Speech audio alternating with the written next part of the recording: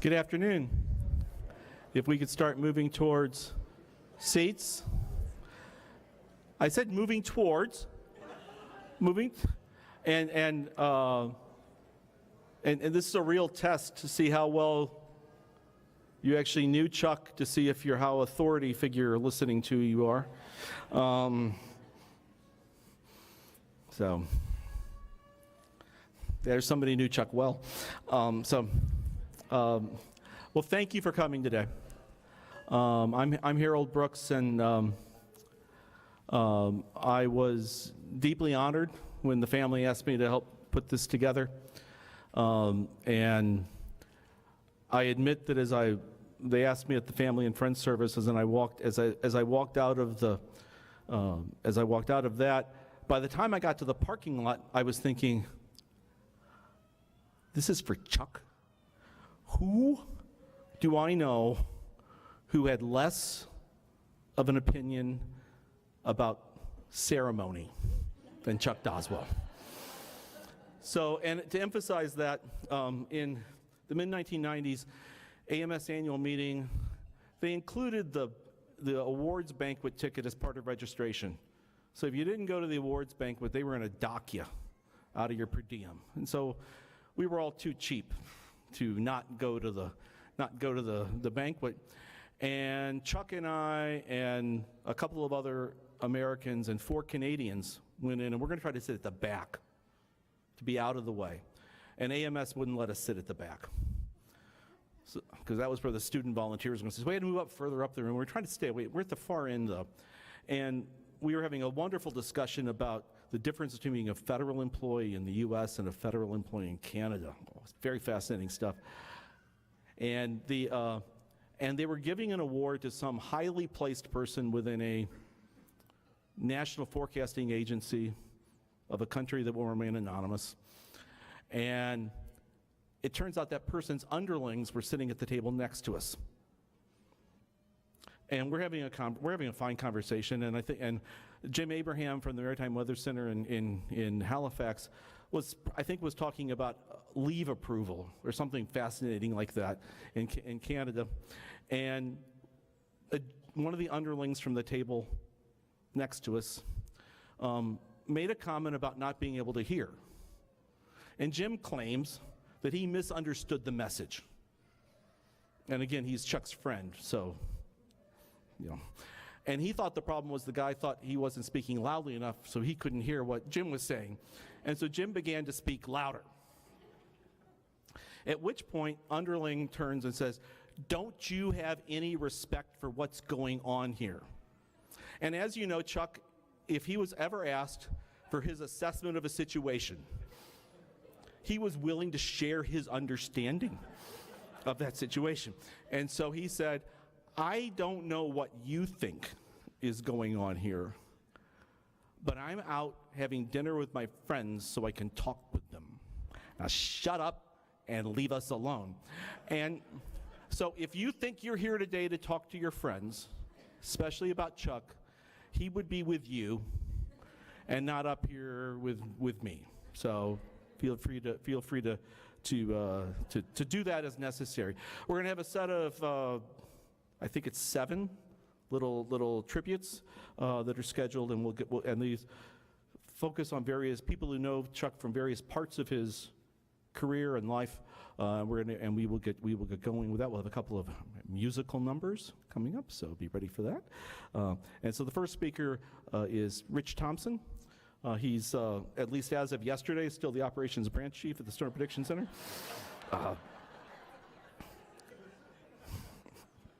We have less confidence than we used to have in knowing about that. And he was a student in Chuck's advanced forecasting class and actually managed to find a t-shirt from when he took the class. And, you know, okay, let's be really honest. The amazing thing is that 35 years later, he can still wear it. So, Rich.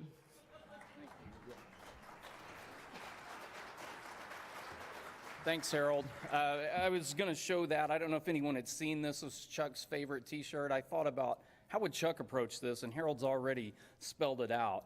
He's a jeans and t-shirt kind of guy. He's not going to dress up, so I said, I'll be damned if I'm going to dress up for this.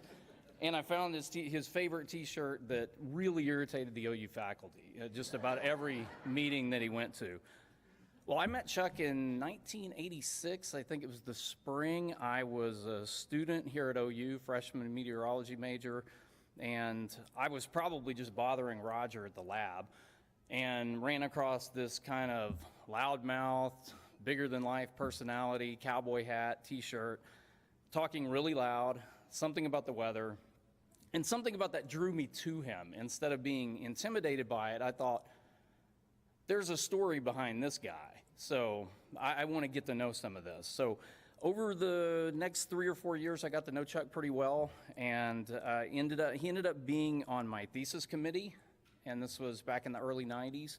And I ended up taking his advanced forecasting techniques class. I was actually his TA. I don't know if I might have been the only teaching assistant he ever had. It really was only to harass the students in his map discussion, because he would bristle if you said map briefing, because you're supposed to talk about the weather. Briefings are for generals or something like that. And people that don't know what the heck they're talking about. So anyway, in all that, I got to know Chuck pretty well, develop a professional relationship with him, and he really set the stage for my career. He was a mentor. He helped guide me in what I wanted to become as a meteorologist. So I know there's a lot of other people who talk about a lot of other aspects. I just want to share one little story that to me is 100% Chuck, and hopefully you'll agree. So sometime early in my weather service career, boring shift, instead of reading a paper that day on the internet, I stumbled onto Chuck's webpage. Would go there every once in a while, and he had posed an interesting question. And I won't go into the details of the weather question, but some reason it got my attention that day. I thought about it, and I said, wait a minute, I think I know the answer to this one. So I thought about it. I had my answer formulated. Then I thought about it again, because I said, if I'm going to tell Chuck the answer, I better make sure I have the answer, or I'm going to hear about it. So I gave him the answer, and he gave me the best response I've gotten in my entire professional career. Maybe not the friendliest one, but it was the best one. And I'm going to edit this slightly in the mixed audience. My predictions of you turning to crap seem to have gone awry, was Chuck's only response. I never asked why he made that prediction in the first place. I don't know. But anyway, it was, to me, that was just 100% Chuck. He was dead on honest, and in the end, he was more than just a meteorologist, more than just a mentor. He was a friend. I see Vicki and family up here front. They were so generous opening their house to us. I helped teach my kids to swim in their pool. So, I just want to say that I will miss Chuck like everyone in the room, but his influence will live on. Thank you.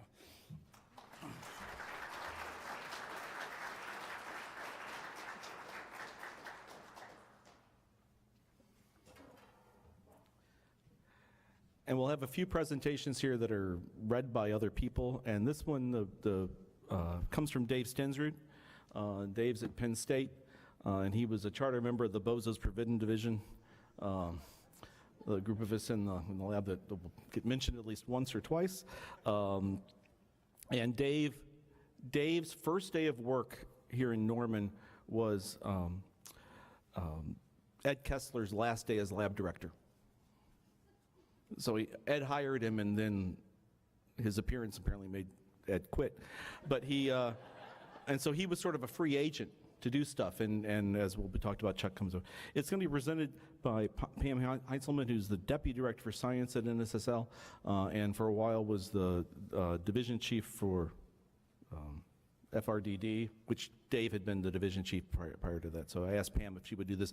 Dave's not able to be here. He's actually having to deal with health issues of an elderly parent. So, thanks. Pam?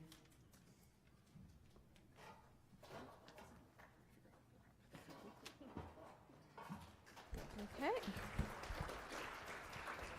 Hey, thank you for that introduction, and it's an honor to be here to present comments for Dave Stensrud today. But before I do, I wanted to share just a small story with you. So I first met Chuck when I was a pre-REU student, so research experience for undergraduates, and so we got the talk. Okay, and the talk was, about how difficult meteorology is and how you better study hard and all those kinds of things. And I told him, like, well, I'm already doing that. And he just kind of looked at me. And, but it always stuck with me because I'm like, well, I guess I better continue to keep doing that. But in another instance, we were playing softball together. We used to have these picnics, like summer picnics. And I was running from first base to second base, and he was covering second. And I ran straight into him. And so you can imagine, me, Chuck, who won in that situation. So Chuck definitely won. But what I wanted to say about that is he also offered his hand to help me get up. And, that was something that he did not only on the softball field, but for people in the science field. So with that being said, let me go ahead and share what Dr. David Stensrud has to say. It wasn't long after Chuck arrived at NSSL that we became office cubicle neighbors. There were 4 of us in a row along a north-facing window at the old NSSL building. Bob Davies Jones, Harold Brooks, Chuck, and me. I have great memories of long discussions with Chuck as he taught me to be a better scientist, both through his feedback and by setting an example of exemplary science. Those years at NSSL were special and provided 2 favorite memories of Chuck. 1, OU students often visited Chuck to ask for advice, and he was consistent in telling them to take good notes in class, copy the notes every evening into a separate notebook while working through every math derivation, ask the instructor during the next lecture if something wasn't clear from the previous lecture, and as a result, you would never have to study for your exams. Apparently, this method worked for Chuck. But I was never certain that any of the students took his advice. Not everyone is a genius like Chuck. Number 2, the other favorite memory is sitting next to Chuck during seminars when outside speakers would visit to share their research results. Chuck would bring a paper tablet and pencil with him, presumably to take notes. But most of the time, Chuck would doodle on the paper, creating intricate swirls and complex patterns that would resemble something created using a spirograph. They were beautiful. He would draw while listening very carefully to the speaker, almost like 2 parts of his brain were acting independently during the 2 tasks.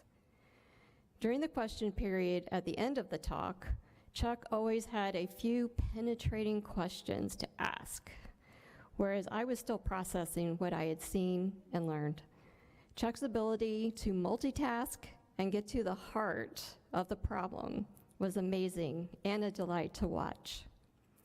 Chuck made a positive difference in the lives of many people. I am blessed to have known him. Again, in the words of Dr. David Stensrud.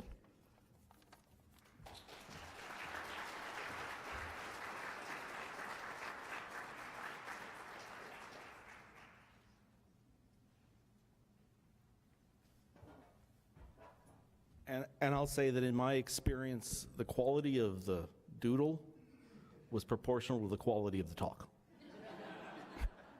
Okay, so we're going to have a couple of musical numbers. One right now. As many of you know, Chuck loved music, and these 2 guys, as a local group over the last several years, I think became one of his favorite groups to listen to go in here, and so they've really kindly agreed to participate today. Frank Berry and James Massey, John the Franklin, and this first song was selected by Heather and Vicky, and we will let them, when you guys are ready, we good? Okay, let's go. 1, 2, 3, 4.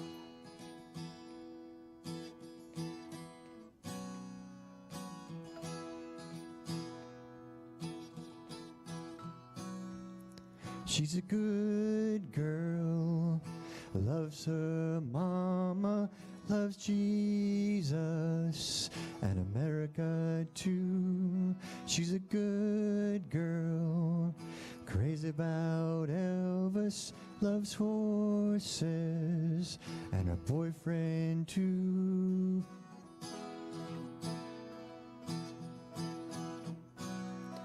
And it's a long day living in Reseda. There's a freeway running through the yard, and I'm a bad boy, 'cause I don't even miss her.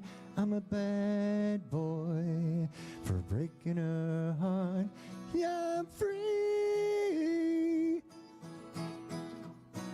free falling.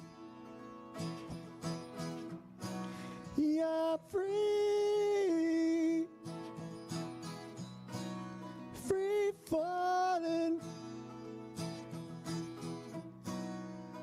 All the vampires walking through the valley move west down Ventura Boulevard.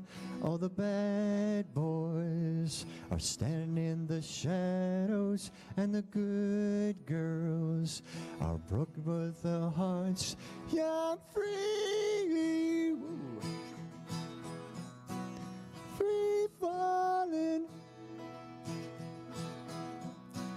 Yeah, free, free falling.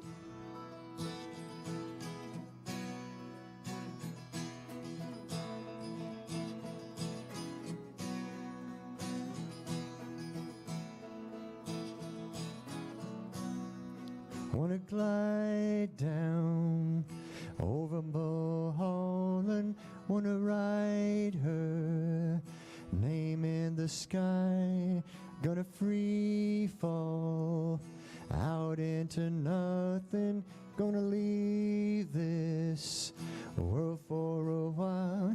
Yeah, free, free falling. Yeah, free, free falling.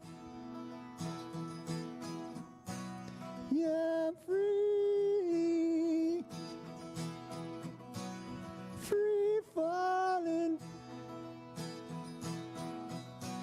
Yeah, free, free falling.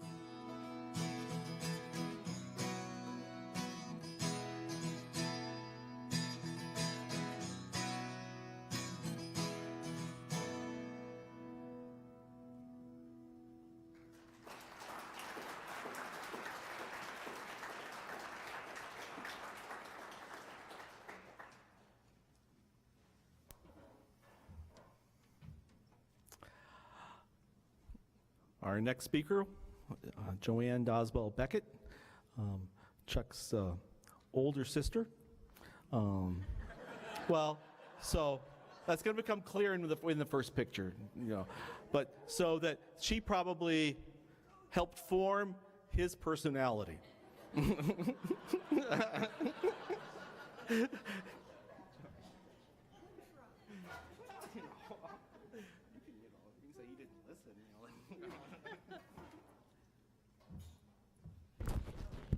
Thank you all for coming. I'm Chuck's sister, and I am older. And I'm very pissed that he died before me. Most of you have known him as an adult, grown up, well, sort of, and worked with him in his prime.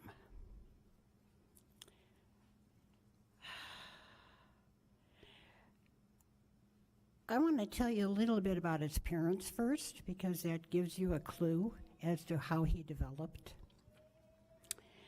Our parents were married in 1934. They had me 5 years later, in 1939. After a miscarriage, they had my brother, which is 6 years after I was born, sort of. We sort of went back and forth about that. 6 or 7, depends about. He was born in November. I was born in January. So for a short period of time, there was a different age, which I, of course, reveled in. I grew up in the 1940s, the good times, sort of. He grew up in the 1950s by the time he was old enough to do things. Our parents were middle class. My dad worked for Sears, Roebuck and Company in the advertising field. Now you have to understand, Charles Doswell was an artist. Charles Doswell Jr., who is our dad, was an artist as well. He was very good at drawing figures, and he didn't get into painting, but he was into watercolors. So Chuck had that ability already in his veins. My mom was a nurse, and when she married Charles Arthur Doswell, he decided in those days, women don't work. Women stay home and raise babies and cook. And my mother was Swedish and English, so she knew how to do all that stuff, and she was a farm girl. So she was strong and robust. She was a private duty nurse, and she also was a surgical nurse. So she was in a surgical room and during operations and stuff. She was not a dumb woman. Chuck grew up with 5 boy cousins on my mom's side, and who lived on farms in western Illinois, and one girl cousin who appeared when Chuck was in his teens. As a child, he did well in school and used 2 sets of encyclopedias in our home. Encyclopedia Britannica and the World Book. Some of you remember those. After Chuck could read, he became what is known in our family as the little professor. I was the one with the personality, believe it or not, and he was known as the smart one, okay?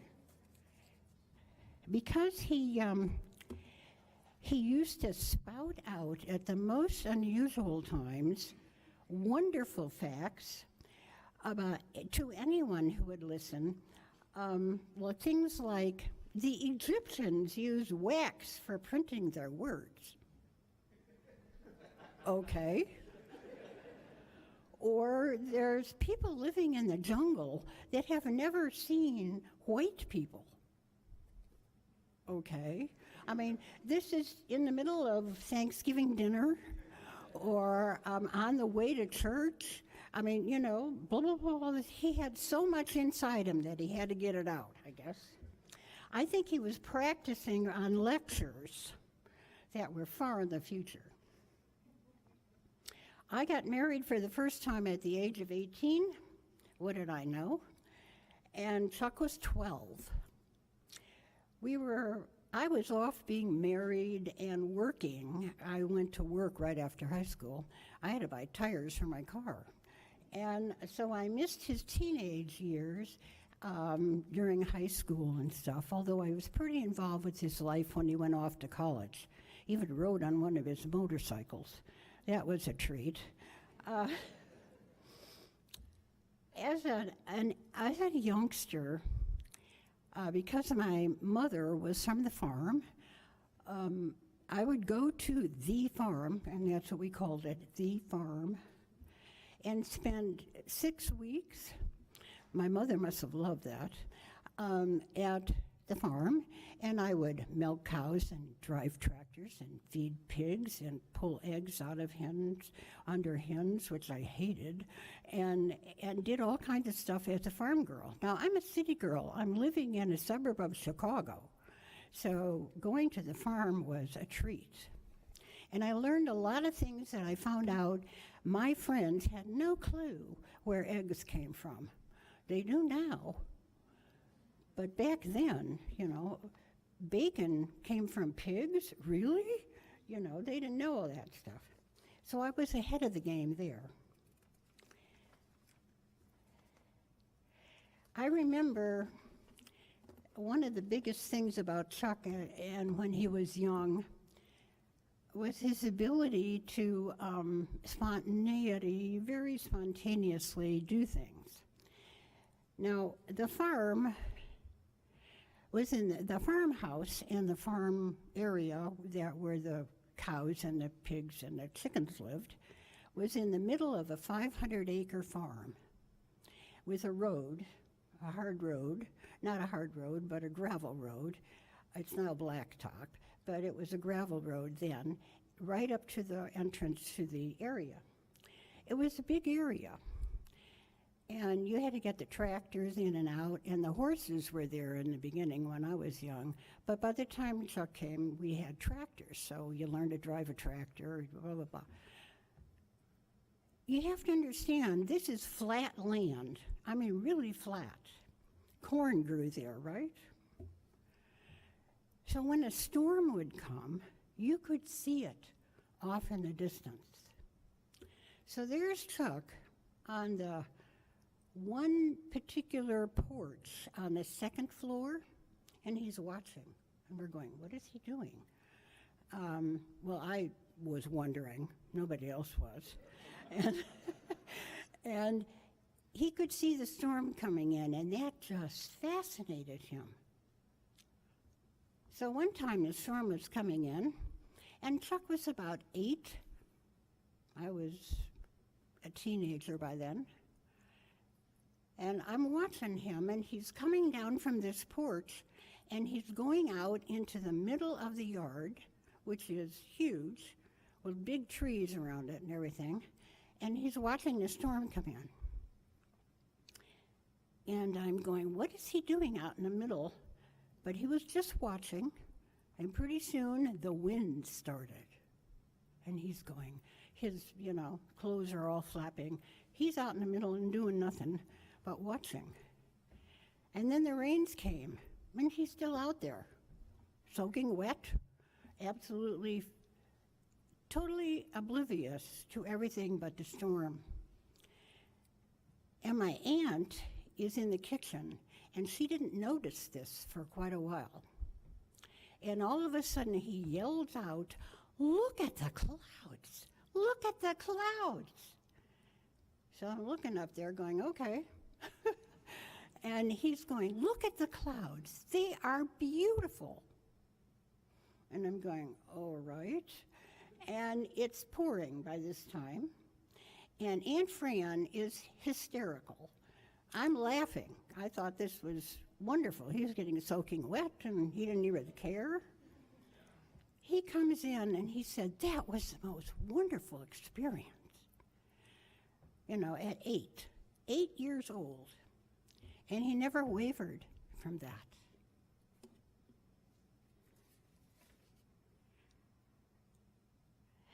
From that point on, he knew the direction he wanted to be and where he was going to go. And he never wavered, like I said before. After he got his master's degree, he was drafted, which was very disappointing because I think it was 26 right just before the cutoff, and he had to go. So he went to Vietnam, and he came to San Mateo, which is where I was, married to husband number 2, and pregnant with my son at the time. And he was going out of the country, and I thought he was never coming back because it was that Vietnam War. So I was very disturbed about that, all of that. I was It was in the 1970s, of course. But he came back, hale and hearty. Finally, he got his PhD in meteorology. Goodness, he worked hard for that and was very determined, as you all well know. He came back to Norman, okay, and he met Vicki, and the rest is history. The rest is you know. In my mind, Dr. Charles Arthur Doswell III, who has a son, Charles Arthur Doswell IV, and his son is named Charles Arthur Doswell V.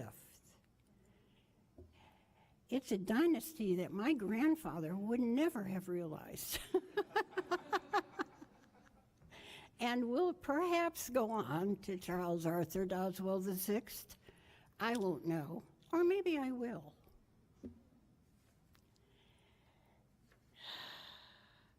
He had a purpose in his life at a very early age. He proceeded to go towards that purpose, and he succeeded.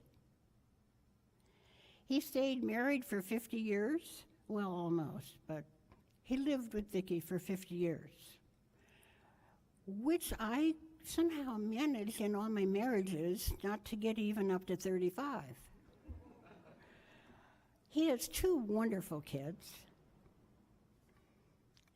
and he's lived his life his way of dress, his attitude on people, his attitude with being there for you.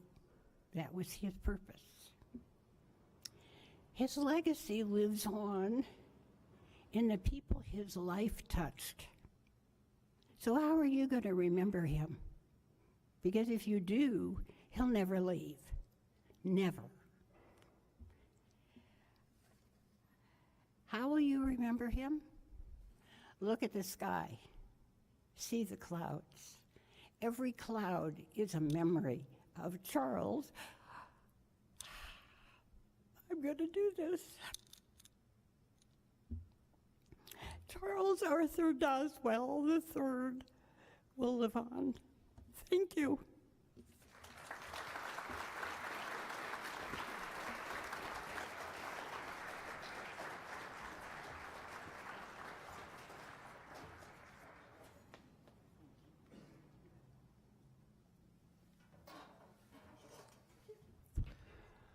Well, as we heard, Chuck's life in many ways was defined as a storm chaser from a stupidly young age. And so to talk some about that and other things, I've invited Tim Marshall, who, like, he's retired now, he just travels most of the time, and chaser, damage surveyor, photographer. Yeah, thanks. Okay.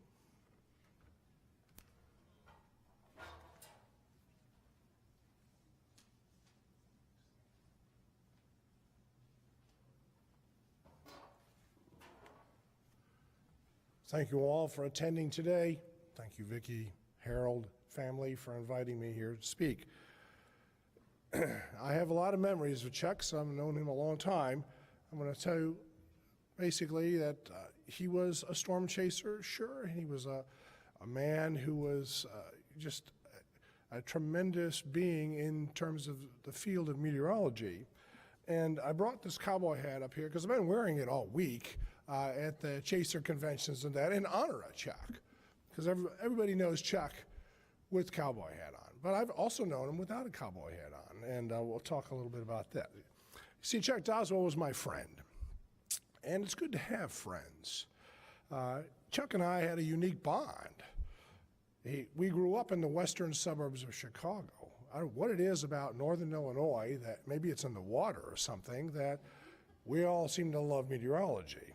And forgive my hoarse voice here. I have a little head cold, so I'm going to be like Cameron Nixon's voice today. We ate Vienna beef sandwiches in Villa Park at the same restaurants. Although I didn't know him at that time. We remember the blizzard of '67 and the Oak Lawn tornado in '67, the same year, which actually started my journey in meteorology. We loved the Chicago blues, and the music just really resonated with us. Photography was a key thing for us. And of course, we both love cats. And I mean, if you love cats, you can't be all that bad, right? I mean, come on. Chuck was an imposing figure who stood tall. Yes, he was a giant in meteorology. He was fast to criticize those who stepped on what was known as the pet peeves. All right? I have often told people to read the pet peeves on his page before asking him a meteorological question. And this came to the forefront in a conference that I attended. It was the first of many face palms that I had when Chuck was there in the audience, typically in the front row, like where Harold is at right now. The speaker got up there and misused divergence and diffluence in the way to enhance vertical motion. Chuck stood up, but the speaker kept on going. Then Chuck did this. And the speaker stopped. And Chuck said at the top of his voice, "You're wrong." All right, and then proceeded to explain the situation. That was, a wow moment for me at the conference. On the other side, there was one of the funniest things that I nearly fell out of my chair at, where the speaker had a laser pointer. You know, those laser pointers, was using it like so, go up there like that, but kept the laser pointer pressed the whole time. So the beam was zapping people in the audience, it was going up the walls, on the ceiling, and Chuck was following it the whole time. His head was doing this, he's doing that, it's like that,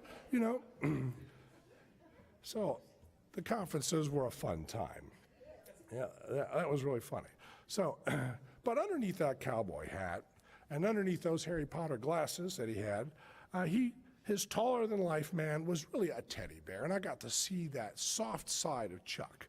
He cared about those who cared about nature, the photography, and he bridged the gap between the academic world and those storm spotters out there. And in fact, he loved chasing storms, photography. In the down days, he loved to talk with them. People who are out there chasing didn't mind that a bit. Of course, he teamed up with Al Mohler. Everybody knows Al Mohler. And this really helped gel the observational aspects with the academic interests. And together, they formed the Storm Spotter training guides that were out there, which were phenomenal. And it really helped. And they went out there, both of them, and spoke to chasers and the public about how to go out and look at storms, also what to recognize those features. It was really an amazing slide set. I still have those today. And then Chuck and Al frequently spoke to non-academic groups. I mean, it's one thing, he didn't have to do that, right? He didn't have to go out and do that. I mean, the storm conferences are one thing, but then chaser conferences are another. But they saw themselves as educators, and I think that was really a task that was wonderful for Chuck and Al to go out and do that. They also were great orators.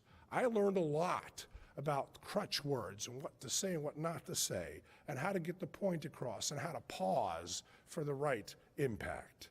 So I am glad to have known Chuck Doswell. Chuck Doswell was my friend. It's good to have friends. So to that, I have something else here that's happened. This past week, I attended the National Storm Chasers Summit in Kansas City. The board of directors of that group, and there were like 6 board of directors, I'm not on the board of directors, they unanimously voted Chuck into the Hall of Fame for the storm chaser groups. So this is outside the academic realm, but they made a beautiful plaque here. I'd like to present to Vicki.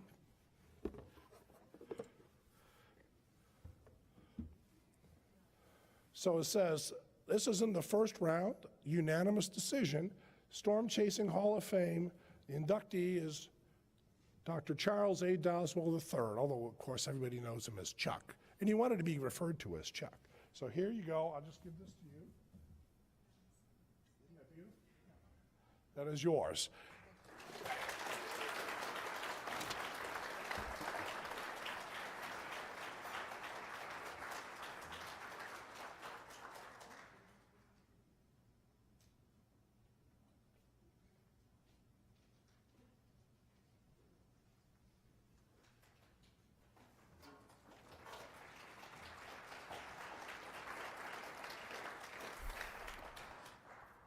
Our next contribution comes from Lance Bozart, Professor Emeritus at the University of Albany. It used to be called SUNY Albany, but you know, what the heck with that. And Lance couldn't be here, but one of his former PhD students, Tom Galarno, who works here at the lab now, will present Lance's contribution. Thanks. Tom?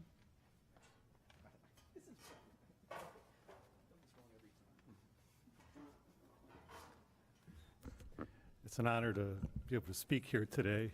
I'm going to talk about what Lance said in a second, but I got to meet Chuck in 2004 when I was working on my PhD.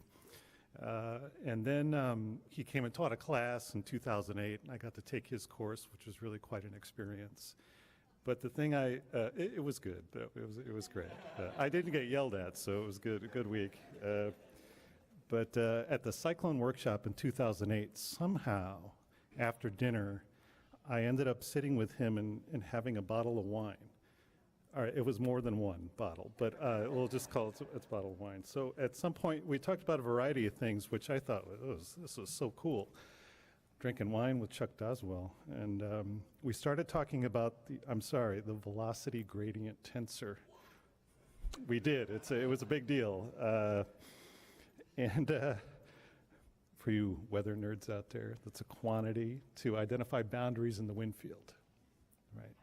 So the night ends, and then the next morning, I'm having breakfast with some of my buddies at one of the tables, and they got quiet. And then I felt a hand on my shoulder, and it scared the crap out of me, and I spilt my water all over the table. But I turn and I look up, and he has this, it's Chuck, and he has this sheet of paper, and he sets it down, and he says, I got up early this morning, and I derived the velocity gradient tensor from scratch. And then he proceeded to quiz me on it. But, you know, it was cool to feel like, you know, as a student, you're included. You know, you're in the field, and that's what I think of whenever I think of Chuck. But I wanted to share with you what Lance was able to send here, and I'm going to do that now. So Chuck was a giant. Well, yes, he was bigger than life in the severe storm community. He worked at NOAA for many years, first in Boulder, then in Norman. And Chuck was the lead author or co-author for 88 referee journal articles. We'd have to double check those numbers, though. That might be bigger than that. But beyond his significant and lasting science contributions to the severe storm community, Chuck was a larger-than-life figure in the field of atmospheric science in general and to the severe storms community in particular. He was also an avid storm chaser who used observations he made while storm chasing to ponder how the atmosphere behaved, inform his scientific research, and craft novel methodologies to better inform operations. Chuck was at his best when he was engaging with others on almost any topic. There was just one rule of the road. Chuck would call you out if you tried to BS him. Chuck was especially happy to call BS from pompous administrators who had no clue about anything that they were saying. So Chuck marched to the beat of a different drummer, and he always did things his way. I always learned something new from Chuck when I was with him, whether we were in the middle of nowhere or at an AMS conference visiting Norman, or I just felt like picking his brain about some random topic. Chuck was an iconic individual who no one ever forgot after they met him. He was also a walking can of BS repellent. If anyone, especially an administrator, tried to BS Chuck about anything, he would call them out without hesitation. Chuck was also an excellent educator. He visited Albany to teach a graduate level class in severe weather research at least twice. Chuck was very good at teaching students how to think independently and creatively. There's no doubt in my mind that if Chuck had gone into academia, he would have been an outstanding teacher. I can still remember how Chuck grabbed the attention of our graduate students from day one during his visits. Chuck liked to start his class with an overview of the current weather to include determining the probability of severe weather occurring somewhere over the U.S. over the next day or two. I told our students registered in Chuck's class not to underestimate Chuck on how he looks and to be prepared to discuss the how, why, what, and when relevant to today's weather discussion. One of our students didn't get the memo, on day one of Chuck's class. This student began map discussion by discussing a frontal boundary over the Midwest as drawn on the NCEP facts chart. Chuck asked what was the evidence for the indicated frontal boundary. The student responded by pointing to the cold front symbols drawn on the map. Chuck asked said student, "Did you look at the actual data plotted on the map?" And the student said no, because the front was already drawn on the map. I was cringing, and I could see that Chuck was building up a full head of gotcha steam. Chuck then made a speech to the class about the importance of paying attention to the raw data and the need to do further homework by constructing observational time series for critical stations. The students got the message that if they tried to BS Chuck, he was going to call them out in front of their peers. Needless to say, the students were much better prepared for a Chuck-style math discussion on the second day of Chuck's class. Classic Chuck. Lunch with Chuck at the Student Center at Albany was also of interest. Chuck dressed the same for every class: cowboy hat, old jeans, boots, and a shirt that had seen better days. Students eating lunch in the campus center cafeteria would call out to Chuck about where he bought his unfashionable clothes. Chuck could care less. He was always comfortable in his own skin. Chuck may have looked like he just escaped from a farm, but there was nothing off about his brain, just the opposite. Chuck was an original big-time thinker. Rest in peace, Chuck. I'm really going to miss you.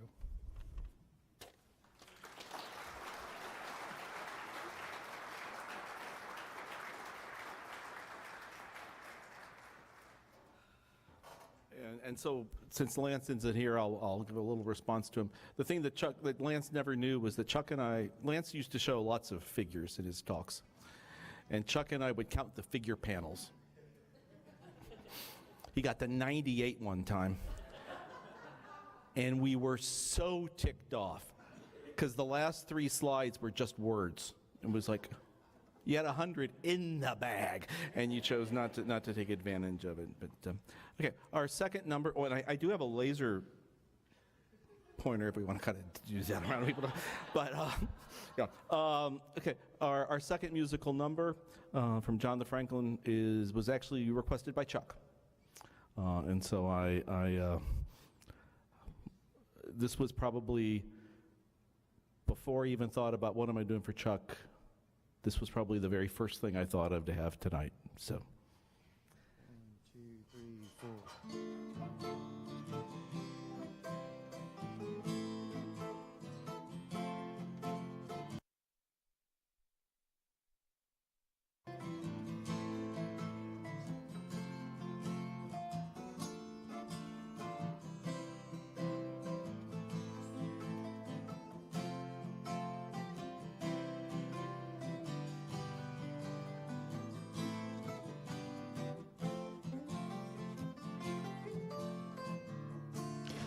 You know I need your love.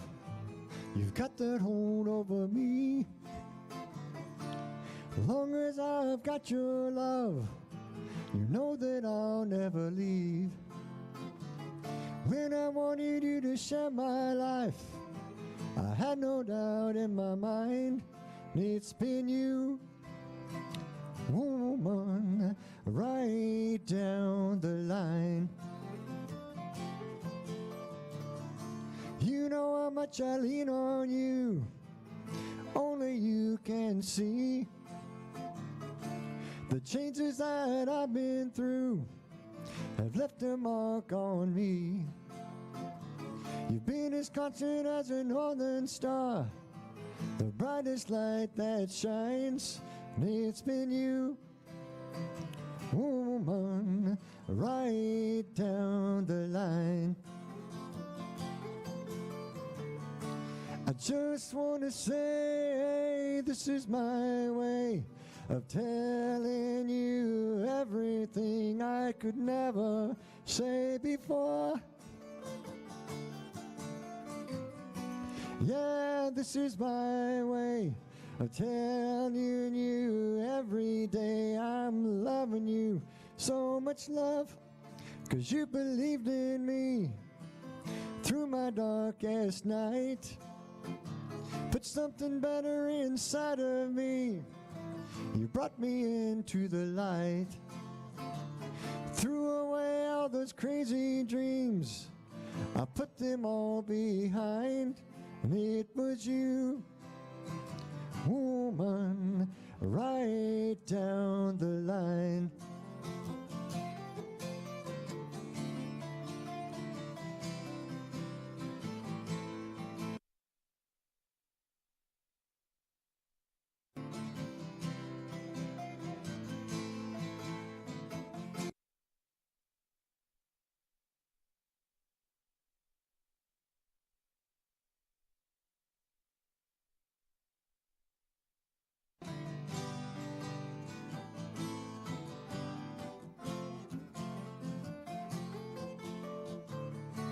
I just want to say this is my way of telling you everything I could never say before. Yeah, this is my way of telling you every day I'm loving you. So much love.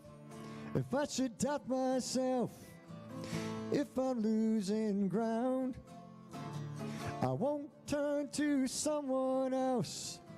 They'd only let me down. When I wanted you to share my life, I had no doubt in my mind. And it's been you, woman, right down the line.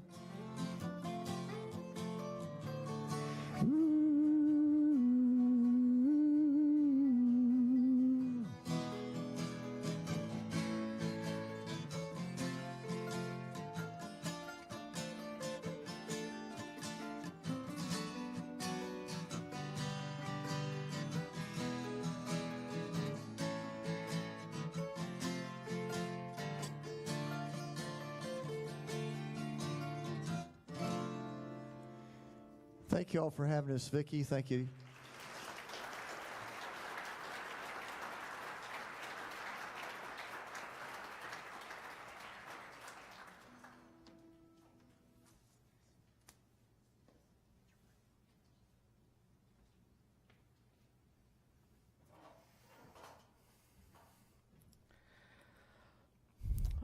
I think one thing that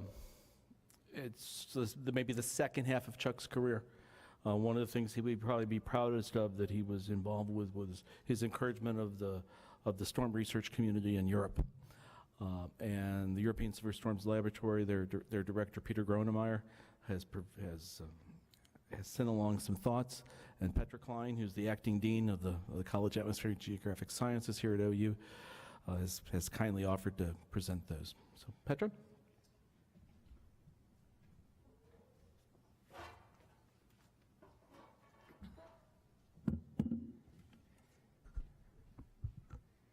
Thank you, Harold, and to the family and friends of Chuck. It's my honor to speak today here. It's actually the second time this year that I get to stand here and do this difficult job after we lost one of the giants of this building, and Chuck is one of them for sure. So I'll try to do my best. I hope you can hear me. Chuck was not only a well-known person in the US severe storms community, he was also a great friend of that scene in Europe. After Chuck worked with visiting scientists from Europe in the 1980s and 1990s, his involvement with European severe storms research really took off when he participated in the European Conference on Tornadoes and Severe Storms together with Harold in Toulouse in France in 2000. After that time, there was not much research done on storms in Europe, and this research was very fragmented. People were sharing observations of severe weather events in each country and asking questions such as, could this have been a tornado, but do those occur in Europe at all? I actually have one of my first childhood memories driving with my family on Sundays to the Black Forest, passing by a city named Pforzheim, where in 1968 was a tornado, and I remember very vividly this hill where all the trees were gone, and my dad would say that was a tornado, and I was thinking, what's a tornado? So I actually never really got into storm chasing, probably because I never chased with Chuck. I went one time chasing with Mark Askelson, who was my neighbor, and his car barely made it out of the gas station, so I was scared to death driving towards the tornado. So going back to the notes, the question was, how will we ever be able to make sense of freak events like this? They would look at the US experts to get some guidance on all of this. And this is where Chuck's shown separating fact from fiction, expressing himself in terms and in ways that could not be misunderstood. He would point out that it's the atmospheric ingredients for tornadoes, that if the atmospheric ingredients for tornadoes in the US come together over Europe, then they will also lead to tornadoes in Europe. And that by considering the physics driving the storms, one realizes that tornadoes and hail are not unpredictable freak events. Yes, back in the day, that was the basic level of understanding that people like Chuck helped to sink in, forcefully if needed. I personally, so this is Peter saying, he personally first got to talk longer with Chuck more than 2 years later after a lot of things had happened. Nikolai Dotzek, who was also a friend of mine, a researcher from the German Aerospace Center, had won a grant which allowed him to spend time with Drs. Doswell and Brooks in Norman working on a business plan for a European severe storms lab. With Chuck and Harold's input, encouragement, and advice, for example, on the collection of storm reports, Nikolai would go on to found the European Severe Storms Lab in 2006 as a grassroots initiative, an aspect that Chuck was very fond of.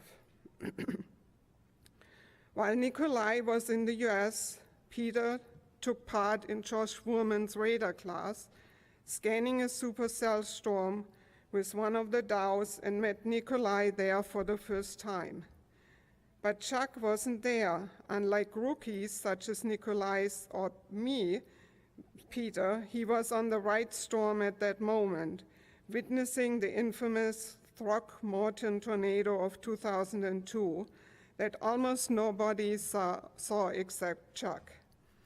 I learned that t-shirts were printed celebrating that accomplishment, but being a newbie, I was too shy to ask this giant man if he or someone else had printed those shirts.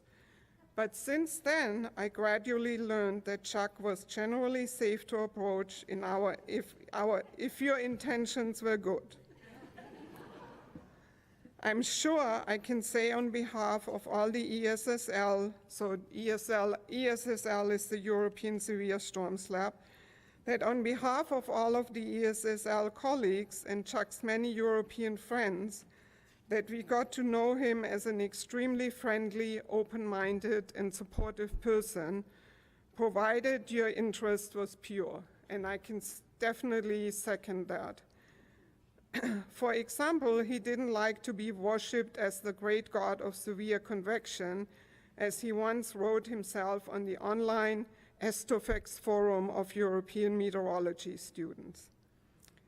With his encouraging attitude, his vast knowledge of meteorology, and his talent to break down complicated material to its core, and this wasn't limited to meteorology, he provided crucial support to getting the scientific severe storm scene going in Europe.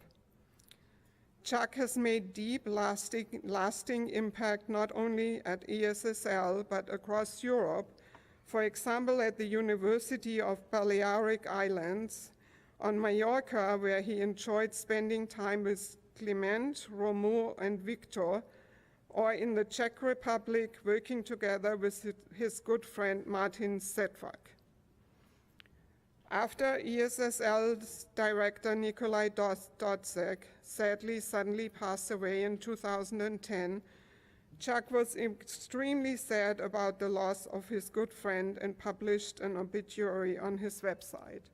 I was in Germany that time in Hamburg on sabbatical, and I had met Nikolai just a few weeks before he passed away, and it was indeed a very sad time, and I remember Chuck even reaching out to me, which touched me a lot. Chuck's support of ESSL continued after this tragic event. ESSL is extremely thankful to have enjoyed him as a great teacher for courses that we continue to organize for the European forecasting community.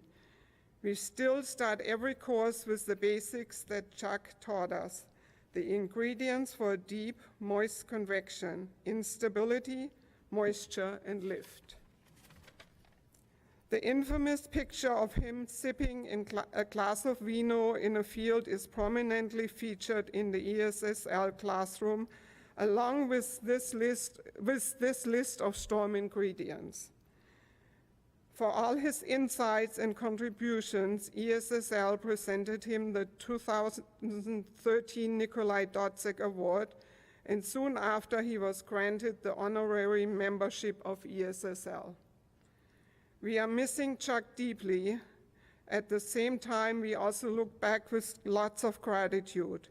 He has made a lasting impact on severe storm science and forecasting in Europe. This and his warm, open-minded, and unique personality will not be forgotten. Thank you, Chuck. Rest in peace.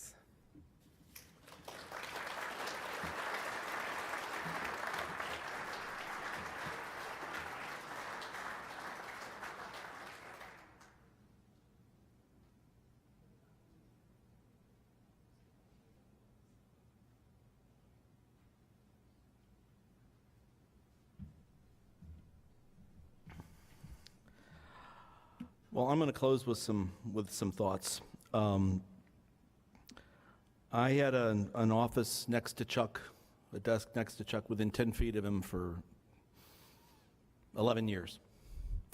My wife will be happy to tell you that Chuck made me more cynical and sarcastic. This is true. But I'd started that way, so it wasn't that far of a journey down the road. We were, I think, a really productive group of people, pairing. And it was, we talked about lots of stuff. I went back and I looked, and Chuck and I were co-authors on 26 papers, from starting my very first paper, and Chuck's the last paper I was the lead author on in 2019. We did 20 of those papers in 12 years. It was, and they were some of them were pretty good. Chuck's most cited paper, according to Google Scholar, got its 1,600th citation on Thursday.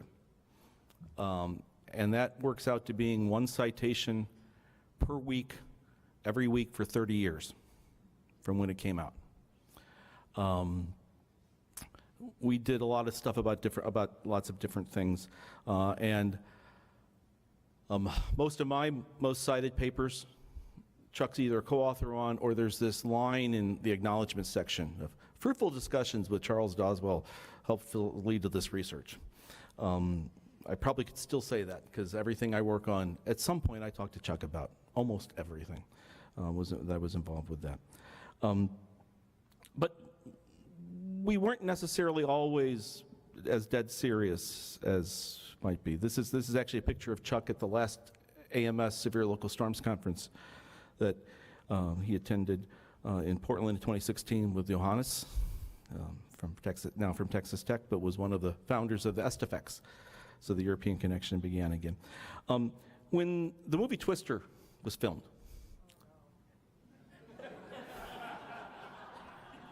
okay, little known fact, Kathy Kennedy, the assistant producer, would come and steal coffee from Chuck and Mai's coffee pot when she was in Norman.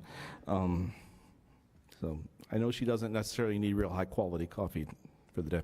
But Chuck made a comment about, I've always wanted to do a conference paper on the Wizard of Oz. Okay. This ended up being the most read paper I've ever written, if you go outside of the scientific community. And I read all of the L. Frank Baum books as a kid, so I was like, yeah, wonderful thing. But we're trying to figure out how to do it. And so it's 1995, and abstract deadline's approaching, and we're thinking about, well, how can we sneak this in? On one weekend, there was the movie Return to Oz, based on the second book, was shown. It's not very good.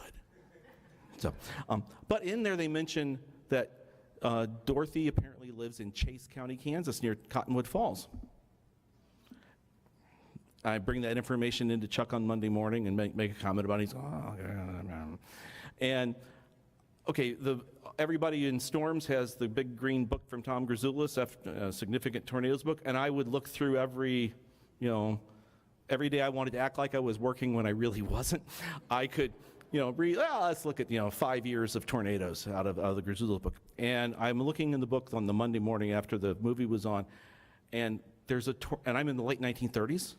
Movie Wizard of Oz came out in 1939, and in June of 1938, there's a tornado in the book, F2 tornado, Chase County, Kansas, and Harvey County. Most of the damage is at one farm. And I'm like, oh my gosh, this is our storm. And there are no deaths. So Chuck and I write up this abstract that we eventually wrote and extended the preprint volume, but the abstract is, we have uncovered archival movie footage of a tornado that predates the earliest known movie footage of a tornado in the US by about 15 years. And there's a death missing in the record. And we understand why it's missing, because it was a result of an extremely long debris film. And so people thought it was wonderful thing. This is Kim Kloko as a scarecrow, and Jeannie as a 2-month-old Dorothy. And as Kim pointed out, Jeannie is apparently, by the time she was 2 months old, had grown a deep appreciation for Chuck's sense of humor. So we decided we were going to write this up, and it reads like it's a absolute straight abstract. Well, we were going to write the conference preprint volume for it, and Chuck, as a photographer, was very concerned about copyright issues. So we contacted MGM to get permission to use images from the movie. And they said no. So Chuck took his tripod and camera and set it up in front of the TV at home, paused the VHS tape, and took still images. Okay.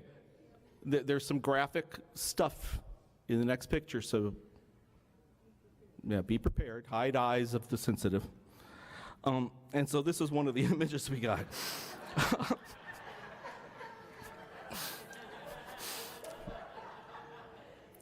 and Chuck did this. Okay, so like I said, this became the most read paper I ever did. And that's a serious statement. Prior to the internet becoming, disinformation becoming an actual industry, we got hundreds of requests from high schools and colleges around the country to use this as a, can you believe everything you read on the internet? Here are these two scientists. This sounds legit. It looks kind of legit. but it's a little bit weird. And so I'm sure this is the most read thing that we ever did. And so we took it seriously, but not. We always were playing every time we did anything in science. And so I, as Peter's comments with the Doswell Award, this is the first three of us that got it, 2011, 2013, 15. Paul Markowski, Chuck, and I. This is when I got mine in 2015. So that's 25 years after my career began at the lab.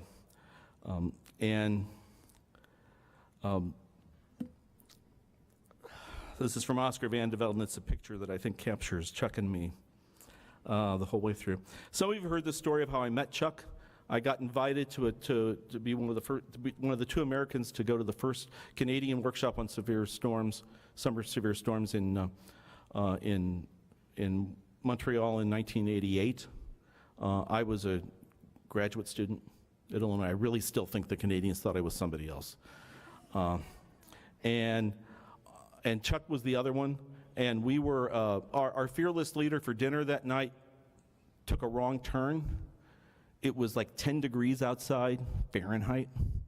And Chuck and I were not dressed to be outside in the cold for very long. And so we were outside like for half an hour trying to find the restaurant we were going to. Turned out we went to the wrong restaurant, but that was okay. They had a table for us. And I sat and talked to Chuck. And a month later, Chuck said, come at the AMS Severe Local Storms Conference. I was so happy that almost everybody who interacted with Chuck would understand my statement that I was so happy that Chuck was leaving before my talk, because I was really afraid of what he was going to do to me if he was there for it. But a month later, Chuck said, "Why don't you come to Norman for a year before you get your faculty job somewhere?" And I'm still here 35 years later. Never got the faculty job, I guess. But as I've thought about it the last week or so, I thought, what my credentials were at the time that Chuck made that offer to me. At the time that Chuck and I had that dinner, I had done one public talk, science talk as a professional outside of my home departments, and that was the day before. I had 0 formal pubs. I had 0 informal pubs. And somehow Chuck saw something in me that I didn't know was in me, and saw what I could become. And so I think that's the challenge that Chuck would leave for all of us, is to look around and see what people around us could become and encourage that.